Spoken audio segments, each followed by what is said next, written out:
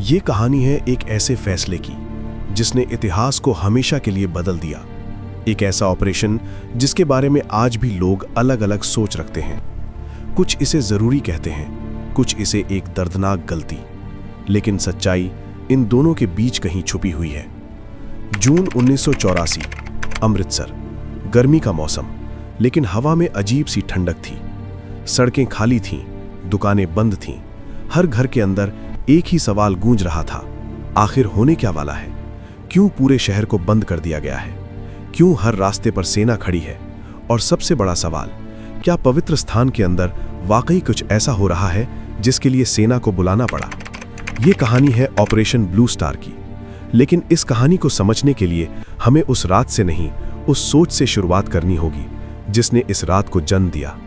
1970 का दशक, पंजाब। हरित क्रांति के बाद ये राज्य भारत के सबसे समृद्ध राज्यों में गिना जाने लगा था। खेतों में हरियाली थी, किसानों के घरों में खुशहाली थी, लेकिन इस चमक के पीछे कुछ ऐसी दरारें भी थीं जो धीरे धीरे गहरी होती जा रही थीं। राजनीतिक मतभेद, धार्मिक पहचान और सत्ता की खींचतान, सब कुछ मिलकर एक ऐसा माहौल बना रहे थे जो बाहर से शांत लेकिन अंदर से अशांत था। इसी दौरान कुछ आवाजें उठने लगीं, एक अलग पहचान की। कुछ लोग खालिस्तान नाम के एक अलग देश की मांग करने लगे। शुरुआत में ये मांग सीमित थी, लेकिन धीरे धीरे ये एक आंदोलन बनती गई, और फिर आंदोलन से तनाव, और तनाव से हिंसा। इसी समय एक नाम सामने आता है, जरनैल सिंह भिंडरावाले, एक धार्मिक प्रचारक जो अपने भाषणों के लिए जाना जाता था। गांव-गांव लोग उसकी बातें सुनने आते थे।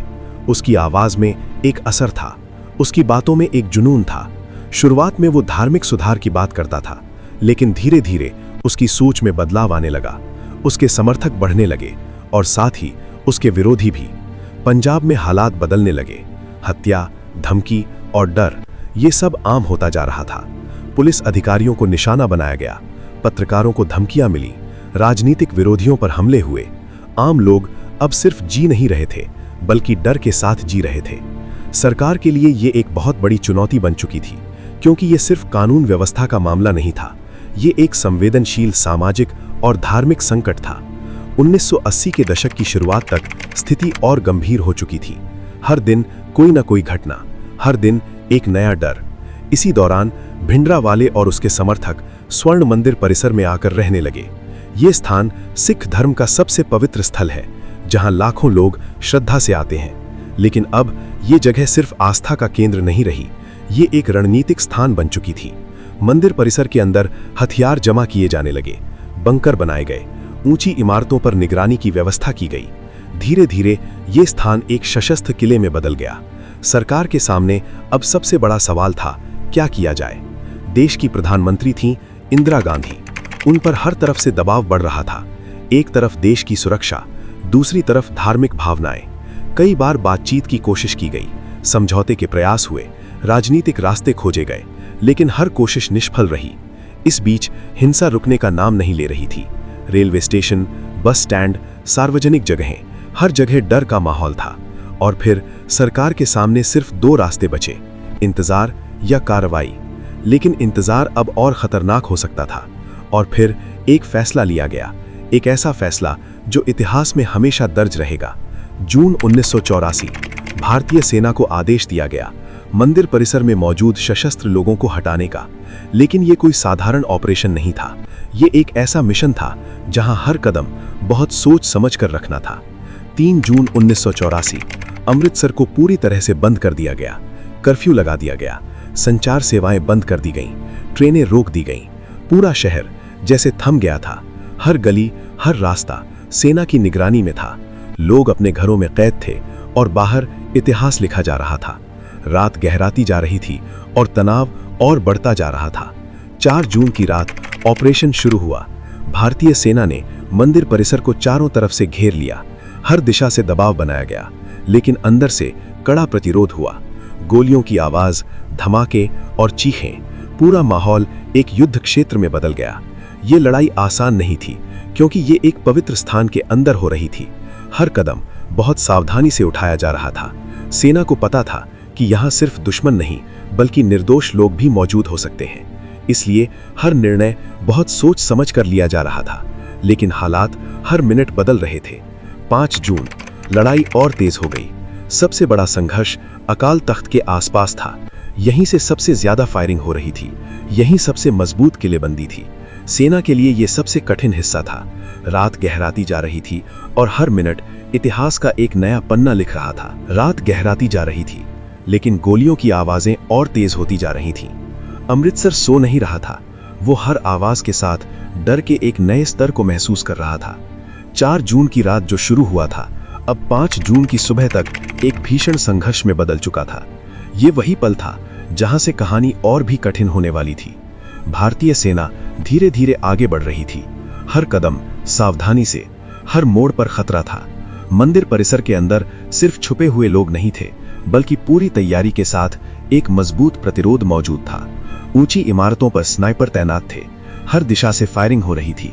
सेना के जवान नीचे से ऊपर की ओर बढ़ रहे थे, जबकि सामने वाला ऊंचाई पर था। ये स्थिति युद्ध के सबसे कठिन हालातों में से एक होती है। हर आगे बढ़ता कदम किसी भी पल आखिरी कदम बन सकता था। 5 जून, दिन की रोशनी के साथ लड़ाई और भी स्पष्ट हो गई। अब सेना को साफ दिखाई दे रहा था कि अंदर कितनी मजबूत तैयारी की गई है। बंकर, मजबूत दीवारें और छिपे हुए रास्ते। ये कोई साधारण छिपने की जगह नहीं थी। ये एक पूरी रणनीति के साथ तैयार किया गया किला था। सबसे ज्यादा प्रतिरोध अकाल तख्त की ओर से आ रहा था। ये जगह सिर्फ धार्मिक रूप से ही नहीं, रणनीतिक रूप से भी सबसे महत्वपूर्ण थी। यहीं से लगातार फायरिंग हो रही थी। सेना के लिए यह सबसे बड़ा चुनौतीपूर्ण मोर्चा बन गया। कई बार जवानों ने आगे बढ़ने की कोशिश की, लेकिन हर बार उन्हें पीछे हटना पड़ा। हर कोशिश और ज्यादा कठिन हो रही थी। इस बीच समय भी तेजी से निकल रहा था। सरकार के लिए यह ऑपरेशन जल्द खत्म करना जरूरी था, लेकिन जल्दबाजी यहां बहुत बड़ा नुकसान कर सकती थी। इसलिए हर कदम सोच समझकर उठाया जा रहा था। शाम होते होते स्थिति और गंभीर हो गई। फायरिंग रुकने का नाम नहीं ले रही थी। रात फिर से उतर आई और उसके साथ संघर्ष और भी खतरनाक हो गया। 5 जून की रात, ये वो रात थी जो इस ऑपरेशन की दिशा तय करने वाली थी। सेना ने फैसला लिया कि अब सबसे मजबूत हिस्से पर सीधा नियंत्रण हासिल करना होगा। ये आसान नहीं था, क्योंकि सामने भारी हथियारों से लैस लोग थे और जगह बहुत संवेदनशील। लेकिन अब कोई और रास्ता नहीं बचा था। धीरे धीरे सेना ने अपनी रणनीति बदली। अलग अलग दिशाओं से दबाव बढ़ाया गया, रात के अंधेरे का इस्तेमाल किया गया और फिर एक निर्णायक कदम उठाया गया, भारी हथियारों का इस्तेमाल। ये फैसला बहुत कठिन था, लेकिन हालात अब किसी और विकल्प की अनुमति नहीं दे रहे थे। जैसे ही ये कदम उठाया गया, पूरा माहौल और भी भयानक हो गया। धमाके, रोशनी की चमक और चारों तरफ धुआं। अकाल तख्त के आसपास भीषण संघर्ष शुरू हो गया। सेना के जवान हर दिशा से आगे बढ़ रहे थे। हर कदम पर उन्हें भारी प्रतिरोध का सामना करना पड़ रहा था, लेकिन अब पीछे हटना संभव नहीं था। घंटों तक ये लड़ाई चलती रही। हर मिनट किसी के लिए आखिरी साबित हो रहा था। धीरे धीरे सेना ने अंदर की ओर बढ़ना शुरू किया। हर बंकर एक नई चुनौती था, हर कमरे में संघर्ष, लेकिन जवान रुकने वाले नहीं थे। रात बीतती गई और सुबह करीब आने लगी। 6 जून 1984, ये वो दिन था जो इस ऑपरेशन का सबसे अहम दिन बनने वाला था। पहली रोशनी के साथ स्थिति बदलने लगी। सेना ने अकाल तख्त के बड़े हिस्से पर नियंत्रण हासिल कर लिया। भीषण संघर्ष के बाद प्रतिरोध धीरे धीरे कम होने लगा। इसी दौरान जरनैल सिंह भिंडरावाले की मौत की खबर सामने आई। ये खबर तेजी से फैलने लगी, लेकिन शहर अभी भी बंद था। संचार सेवाएं बंद थीं, कोई पक्की जानकारी बाहर नहीं जा रही थी। लोग अपने घरों में थे और सिर्फ अंदाजा लगा रहे थे। मंदिर परिसर के अंदर स्थिति बहुत गंभीर थी। कई लोग जो वहां मौजूद थे इस संघर्ष में मारे गए। उनमें से कुछ सशस्त्र थे और कुछ सिर्फ श्रद्धालु। संख्या को लेकर आज भी अलग अलग दावे हैं, लेकिन एक बात तय है, नुकसान बहुत बड़ा था। सबसे ज्यादा नुकसान अकाल तख्त को हुआ था। ये इमारत, जो सिख धर्म का एक महत्वपूर्ण प्रतीक है, भीषण संघर्ष में गंभीर रूप से क्षतिग्रस्त हो गई थी। ये दृश्य कई लोगों के लिए बहुत दर्दनाक था। सेना के जवान अपना काम पूरा कर चुके थे, लेकिन उनके चेहरों पर खुशी नहीं थी, क्योंकि ये कोई साधारण जीत नहीं थी। ये एक ऐसा ऑपरेशन था जहां हर कदम एक भारी कीमत के साथ आया था। धीरे धीरे शहर में खबर फैलने लगी। लोगों को पता चला कि क्या हुआ है और फिर प्रतिक्रियाएं शुरू हुईं। कुछ लोगों ने कहा यह जरूरी था, देश की सुरक्षा के लिए ये कदम उठाना ही पड़ता। लेकिन कई लोगों ने इसका विरोध किया। उनके लिए ये सिर्फ एक ऑपरेशन नहीं था, ये उनकी आस्था पर चोट थी। पंजाब में गुस्सा बढ़ने लगा, कई जगहों पर तनाव और बढ़ गया। देश के अलग अलग हिस्सों में लोग इस घटना पर चर्चा कर रहे थे। सरकार अपने फैसले पर कायम थी। उनका कहना था कि ये कदम बहुत सोच समझ कर लिया गया था।